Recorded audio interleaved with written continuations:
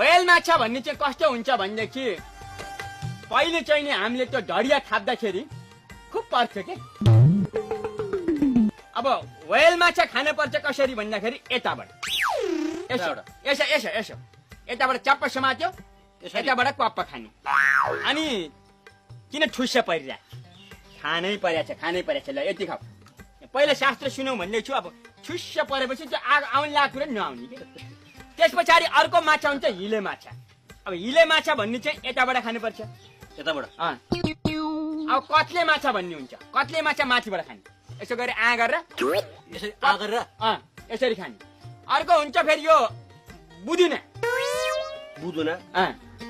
बुदुना भन्ने माछा हुन्छ। अब बुदुना माछा खाने चाहिँ कसरी भन्दाखेरि यसो फुट्ट फाल्दै गर्ने के, बुझेर खाने। भित्र प्वाक्क नबोले नि, पहिले शास्त्रको कुरा सुन्नु छैन। अनि त्यस पछाडि अर्को हुन्छ यो कुन माछा हो साँच्ची, मुङ्ग्रे। यो मुङ्ग्रे माछा हो। अब यसलाई कसरी खाने भन्ने विषयमा चाहिँ अब भन्ने होइन, यसलाई गरेर देखाउने।